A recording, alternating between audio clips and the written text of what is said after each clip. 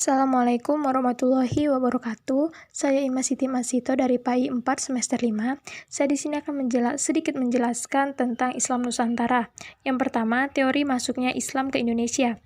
Ada 3 teori yang menjelaskan mengenai masuknya Islam ke Indonesia, yakni teori Gujarat atau India, teori Persia, dan Makkah.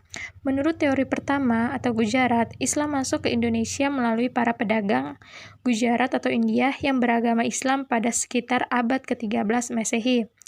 Teori kedua atau Persia berkeyakinan masuknya Islam ke Indonesia melalui peran pedagang asal Persia yang dalam perjalanannya singgah di Gujarat sebelum ke Nusantara pada abad ke-13 Masehi.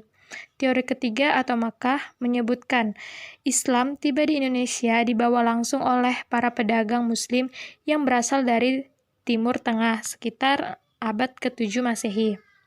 Tentang kapan persisnya Islam masuk ke Indonesia, sebagian besar peneliti barat tentang Islam berpendapat bahwa Islam masuk ke Indonesia pada abad ke-7 Masehi dan ke-13 Masehi. Pendapat itu didasarkan pada 2 asumsi. Yang pertama, persamaan dengan jatuhnya Baghdad pada 656 Masehi di tangan penguasa Mongol yang sebagian besar ulamanya melarikan diri hingga Kepulauan Nusantara, dan yang kedua ditemukannya beberapa karya sufi pada abad ke-13 Masehi. Yang kedua, perkembangan Islam di Indonesia.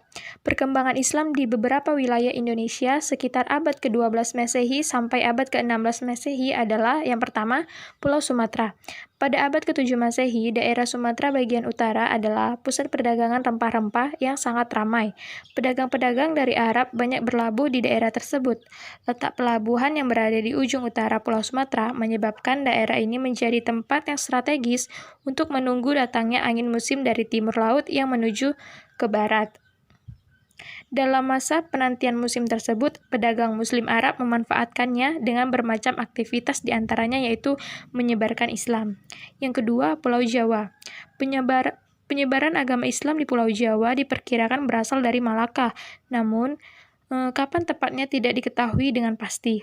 Bukti tertua tentang agama Islam di Pulau Jawa berasal dari batu nisan Fatimah binti Maimun di Leran Gresik yang berangka tahun 1082 Masehi.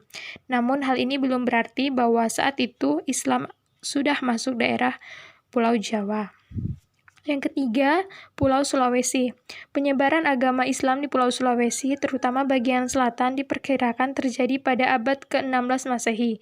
Di daerah ini, proses Islamisasi terjadi melalui konversi pusat kekuasaan atau istana keraton. Konversi agama dijalankan dengan pusat kekuatan yang telah ada. Demikian penjelasan dari saya. Kurang dan lebihnya saya mohon maaf. Wabillahi taufiq walhidayah. Wassalamualaikum warahmatullahi wabarakatuh.